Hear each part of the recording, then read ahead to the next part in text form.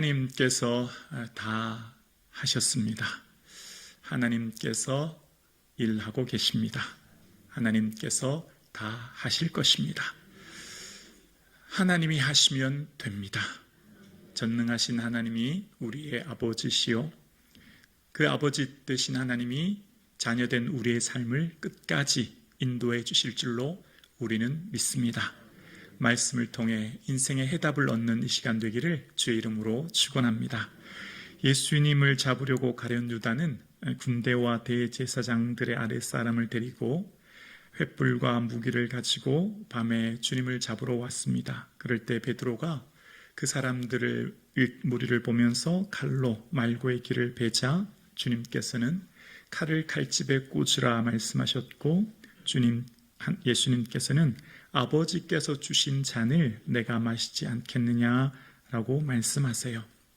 여러분, 잔은 무엇입니까? 예수님께서 아버지께서 내게 주신 잔이라고 표현하셨잖아요.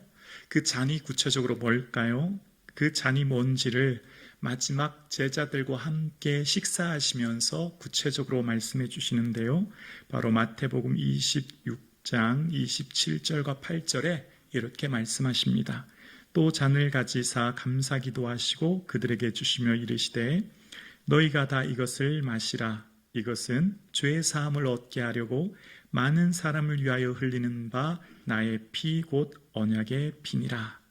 잔은 언약의 피라는 건데요. 잔을 다른 말로 말하면 예수님께서 십자가의 피 흘리심이라는 겁니다. 예수님께서 십자가의 피 흘리심으로 우리에게 새로운 언약의 피를 흘리셨다라고 말씀하세요. 언약의 피라고 하는 것은 구약의 언어를 차용한 것인데요.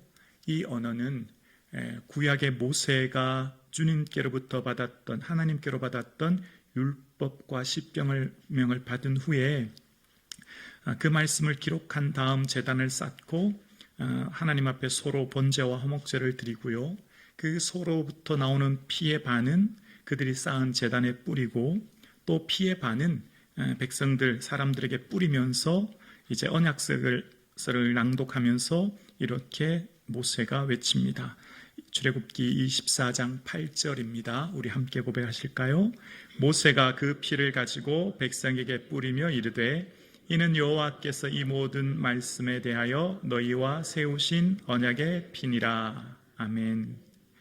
하나님께로부터 받았던 십계명과 율법을 이제 모세가 기록하여 백성들에게 언약서를 낭독할 때 모든 백성들이 우리가 그 말씀대로 다 준행하겠습니다 라고 고백하자 모세는 그 피를 소를 번제로 드렸던 피를 백성에게 뿌리게 되고 그것이 언약이 되었다는 겁니다. 마치 신랑 신부의 언약식처럼요. 마치 손가락을 맺고 약속하듯이 계약서에 인감 도장을 찍듯이 그 피로서 약속을 맺었다는 겁니다. 구약의 모세는 예수 그리스도를 예표하지요. 그 모세로부터 하나님께서 주신 계명을 그러나 그들이 잘 지키지 못해요. 첫 번째 주님께서 주신 십계명, 나 외에 다른 신을 섬기지 말라라고 하는 것부터 그들은 사실 잘 지키지 못합니다.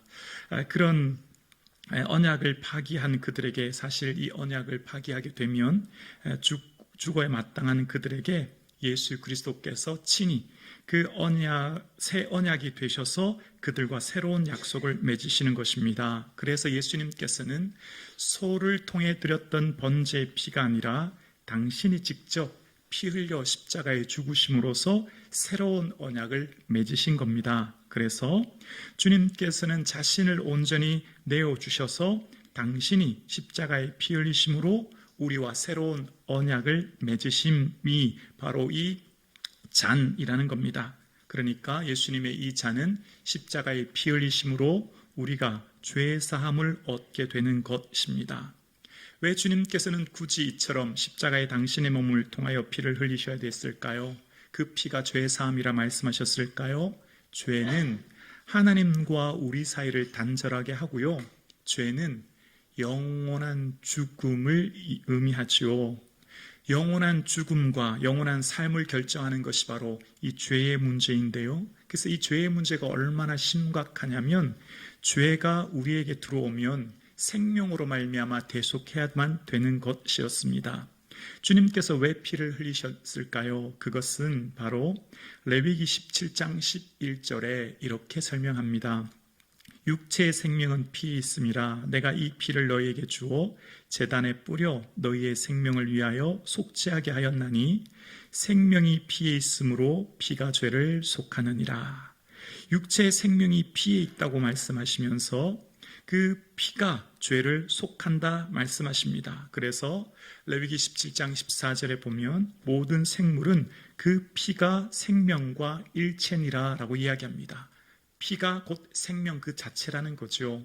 여러분, 현대의학에서도 성인 몸무게 한 70kg 되는 분이 평균 피가 한 5리터 정도 되는데 그 피 혈액을 통해서 산소와 영양이 공급받아서 생명이 유지된다고 하지 않습니까? 이 심장이 피의 순환을 되지 않으면 생명을 잃어버린다고 하지 않습니까? 그러니까 피가 생명이라고 말씀하시면서 그 피로 말미암아 죄를 대속한다 말씀하십니다. 그래서 피 흘림이 없이는 사함이 없다라고 말씀하셨고 예수님께서 당신의 십자가의 피 흘리심으로 우리를 그 죄에서 대속하심으로 우리가 구원을 얻게 된 거예요. 그래서 그 피로 말미암아 속량 곧 죄 사함을 우리는 받게 된 겁니다.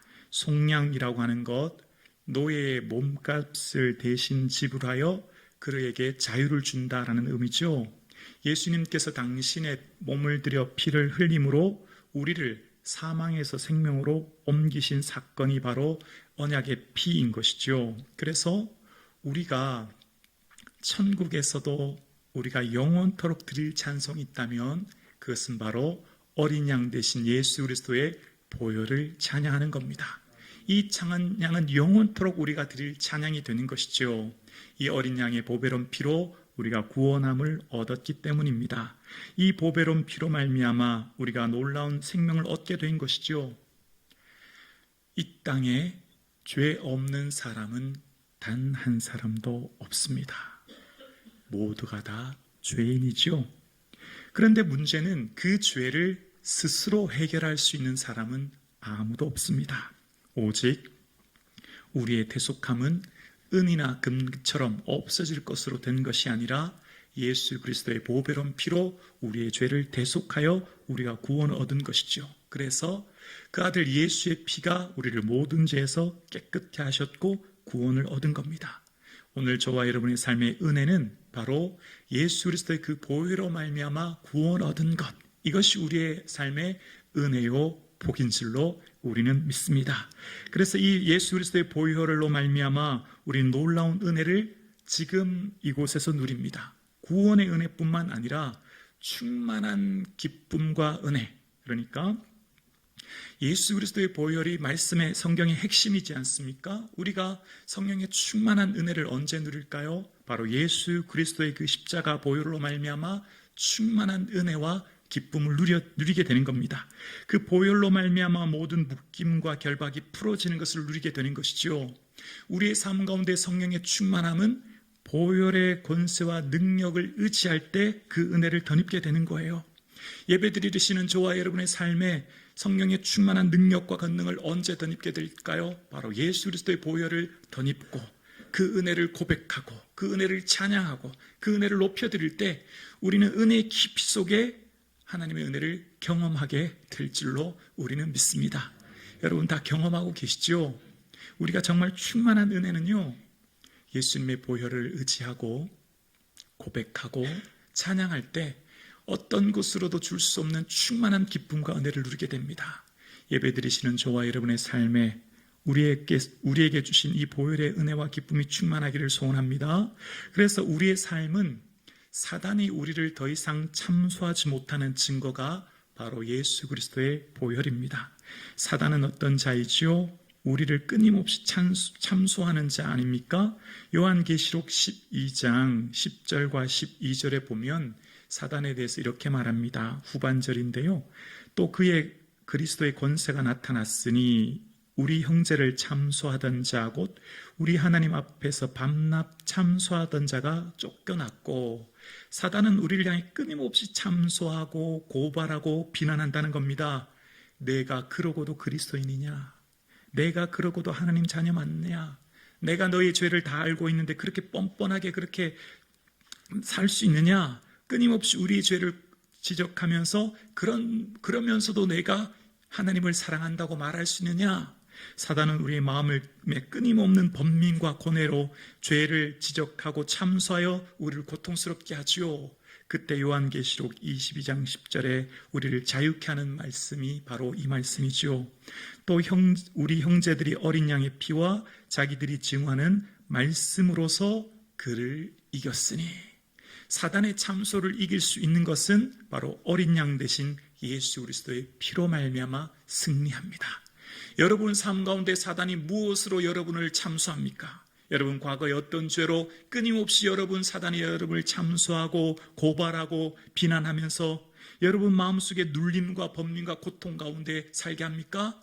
오늘 예배 드리시는 저와 여러분의 삶에 우리에게 승리를 주신 것은 바로 어린 양 대신 예수 그리스도의 보혈, 그 피로 말미암아 우리는 자유를 얻게 되었고, 우리는 해방을 얻게 되었고, 우리는 구원을 얻게 되었습니다.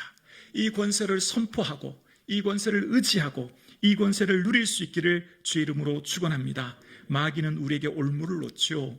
디모데전서 3장 7절에 보면 마귀의 올무에 빠질까 염려하라 라고 말씀합니다. 마치 사냥꾼이 동물을 잡기 위해 덫과 올가미를 놓듯이 사단은 우리를 끊임없이 얽어매고 결박하고 눌리게 합니다. 사단은 끊임없이 여러분을 짓누르지요. 사단은 여러분을 끊임없이 고통스럽게 만들지요. 마치 올무를 놓아 사냥꾼이 동물을 사냥하듯 우리의 삶에 끊임없이 사단이 우리의 삶을 얽매이게 하고 끊임없는 재책으로 우리를 고통스럽게 할 때 예수 그리스도의 그 보배로운 피를 의지하여 말씀을 선포함으로 자유를 누릴 수 있기를 주의 이름으로 축원합니다. 그래, 나는 죄인 맞다. 그래, 나는 실패했다. 그래, 나는 넘어졌고 허물이 많다. 그러나 우리 죄를 자백하면 그는 미쁘시고 의로우사 우리 죄를 사하시고 모든 불의에서 깨끗게 하시는 예수 그리스도의 보혈의 증거가 내게 있다. 그 은혜를 선포함으로 주님 주시는 기쁨이 충만할 수 있기를 주의 이름으로 축원합니다. 누가 우리를 고발하리요? 누가 우리를 정죄하리요? 우리를 의롭다 하시는 이는 하나님이시니, 예수 그리스도께서 우리를 의롭다 하시니 더 이상 사단은 우리를 고발할 수 없는 것이죠. 그래서 우리의 삶 가운데 사단으로 말미암아 오는 죄의 눌림과 번민과 고통 속에서 주 예수 그리스도의 보혈로 말미암아 주시는 충만한 기쁨으로 하나님 주시는 자유와 기쁨이 충만한 신앙생활 되기를 소원합니다. 그래서 새가 우리 영혼이 사냥꾼의 올무에서 벗어난 새와 같이 사단의 어떤 올무와 눌림에서 자유하여 주의 주시는 모든 결박이 풀리는 것을, 그래서 우리 마음속에 있는 참된 기쁨을 누리기를 주의 이름으로 축원합니다. 아멘이십니까? 네, 여기까지 지금 말씀 잘 따라오고 계시죠? 이제 두 번째 단락인데요. 예수님께서 이 잔을 가지셨을 때 잔은 십자가라고 말씀드렸잖아요. 그 십자가의 피 흘리심으로 우리를 죄 사함을 얻게 하는 거예요. 그럼 잔은 다른 말로 말하면 고난입니다. 그런데 그 예수님께서 고난의 순간에 뭐라고 기도하셨냐면 마태복음 26장 27절에 조금 우리가 이해되지 않은 기도를 하고 계세요. 이 마태복음 26장 27절 우리 함께 고백할까요? 또 잔을 가지사 감사기도 하시고 그들에게 주시며 이르시되 너희가 다 이것을 마시라. 감사기도 하셨대요. 잔이 뭐라고요? 십자가 죽음인데요. 십자가는요, 인간이 당하는 가장 처참하고 비참한 죽음의 형틀인데요. 십자가는요, 우리가 이 땅에서 고통당하는 가장 최악의 고통이 십자가 형틀인데 주님은 지금 뭘 하고 계셨냐면 감사기도 하셨대요. 여러분 이해가 잘 되지 않아요?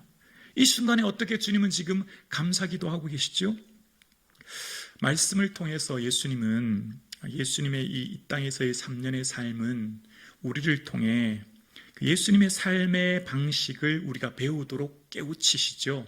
언제나 예수님은 그 예수님의 삶을 통해 우리가 이 땅을 어떻게 살아야 될지에 대한 삶의 방식을 우리를 통해 깨닫게 하시는데요.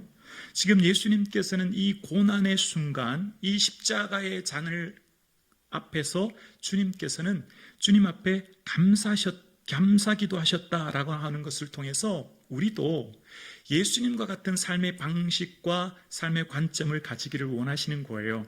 자, 그러면 예수님의 삶의 방식과 관점은 뭘까요? 예수님께서는 이 잔을 주님께서는 다른 말로 영광이라고 생각하신 거예요. 요한복음에 있어서 가장 중요한 단어가 한 가지 있는데요. 요한복음을 여는 열쇠가 영광이라는 단어입니다. 이 영광이라고 하는 단어는 구약의 가보드에서 차용된 것인데요. 그 기본적인 의미는 빛, 광채라고 하는 의미가 있습니다. 하나님의 속성인 거룩의 외적인 표현이 영광인데요.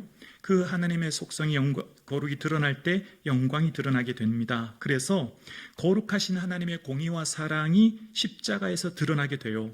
그래서 요한복음에서 영광은 십자가와 매우 긴밀한 연관이 있습니다. 영광은 반드시 십자가와 함께 등장하게 되는데요. 예수님께서 십자가 지시는 사건을 뭐라고 말씀하시냐면 인자가 영광을 얻을 때가 왔도다 라고 말씀하세요. 십자가의 다른 표현인 영광을 쓰고 계신 것이죠. 그리고 요한복음에 보면 예수께서 영광을 얻으신 후에야 제자들이 기록된 것임을 깨달았다라고 하면서 똑같이 예수님의 영광이란 다른 말은 십자가를 이야기하고 있는 겁니다. 여러분, 상식적으로 십자가와 영광은 연결이 될 수가 없어요. 물과 기름과 같은 정반대의 사건이거든요.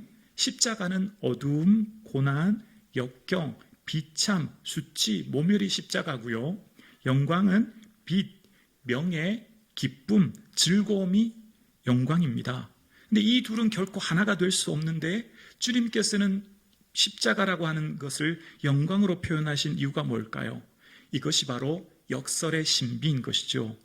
예수님께서는 이 십자가를 보시면서 미래에 주실 영광을 지금 현재 이곳에서 바라보고 계신 거예요. 다시요.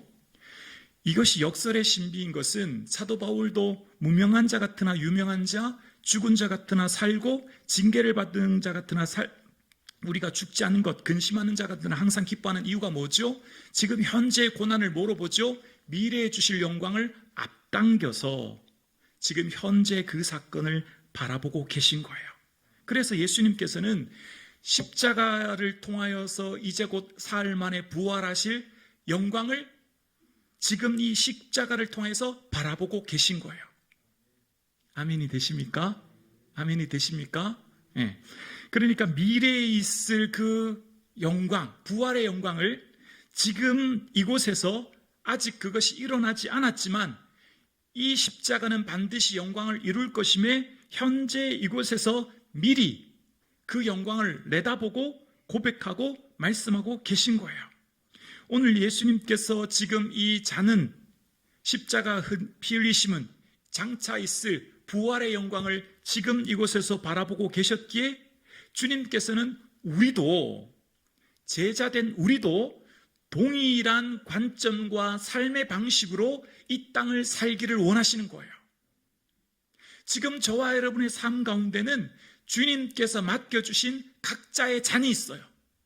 자기 십자가가 있어요. 다른 말로 사명이죠. 고유한 각자의 사명이 지금 저와 여러분의 삶에 주어졌어요. 그런데 외형적으로 볼 때 이 십자가는, 이 잔은 고난의 잔이에요. 우리에게 참으로 힘들고 어려운 무거운 짐이 될 수 있는 거죠. 그러나 이 십자가가, 이 고난의 잔이 우리의 삶 가운데 있을 그 하나님 나라에서 영광이 될 것을 지금 이곳에서 바라보면서 하나님 나라의 영광임을 선포하며 살아가는 것, 그게 바로 성도의 삶이에요. 그래서 이 고난의 잔을 사도 바울은 주님께서 말씀하셨던 똑같은 삶의 방식으로 바라보면서 고린도전서 10장 16절에 사도 바울은 이렇게 말합니다. 함께 고백할까요? 우리가 축복하는 바 축복의 잔은 그리스도의 피에 참여함이 아니며 우리가 떼는 떡은 그리스도의 몸에 참여함이 아니냐. 예수님께서 고난당하신 그 고난의 잔은 우리에게 축복의 잔이며 그 피에 참여하는 것이 아닙니까? 우리가 그 떡을 떼는 것은 그리스도의 몸에 참여하는 것이 아닙니까? 라고 초대교회 성도들에게 말하고 있어요. 예수님의 그 고난의 잔을 사도 바울은 지금 뭐라고 하고 있죠? 축복의 잔이요. 축복의 잔으로 고백하고 있는 거예요. 그게 바로 예수님의 시하고 예수님의 삶의 모습이었죠. 지금 당한 십자가는 다른 말로 장차올 영광을 이곳에서 바라보고 계셨기 때문에 사도 바울도 지금 당하는 고난의 잔을 축복의 잔으로 고백하고 있는 겁니다. 그래서 주께서 맡겨주신 그 잔, 사명, 그 십자가의 길을 걸어가는 것이 힘들고 어렵지만, 그래서 예수님 때문에 감옥에 갇히고 고난당하지만 그 상황 가운데 사도 바울이 주 안에서 항상 기뻐하라, 내가 다시 말하노니 기뻐하라 말할 수 있는 힘은 그 고난의 잔을 축복의 잔으로 바라보았기 때문입니다. 오늘 예배 드리시는 여러분 주님께서 맡겨주신 고유한 잔이 있어요. 여러분 주님께서 맡겨주신 고유한 자기 십자가가 있어요. 어느 누구도 대신할 수 없는, 나만이 질 수 있는, 그래서 자기 십자가라는 거죠. 그런데 이 십자가가 지금 외형적으로 볼 때는 반드시 고난의 십자가입니다. 고난의 잔이십니다. 고난의 잔입니다. 무겁고 힘이 들고 어렵습니다. 그러나 이것이 장차 우리에게 나타날 영광과 좋게 비교할 수 없음에, 현재에 당한 이 고난은, 현재에 당한 이 십자가는 장차 나타날 영광과 비교할 수 없음에 이 고난을 하나님 영광으로 바라보면서 오늘 지금 우리는 삶의 자리에서 그리스도의 고난에 참여하는 것으로 즐거워하며 기뻐하며 오늘 우리는 지금 이곳을 살아가고 있습니다. 오늘 예배 드리시는 저와 여러분의 삶에 그리스도의 고난에 참여하는 것으로 즐거워하는 이유는 장차 우리에게 나타날 영광, 그 하나님의 놀라운 영광이 우리를 기다리고 있음을 우리는 믿습니다. 그래서 지금 우리의 삶 가운데 주실 그 은혜를 바라보며 기뻐하고 즐거워하라. 하늘에서 너희 상이 큼이라. 그 하나님 나라의 영광을 앞당겨서 지금 이곳에서 바라보고 있기에 그 그리스도의 고난에 참여하는 것으로 지금 이곳에서 현재 주의 은혜 가운데 기뻐하고 있는 것입니다.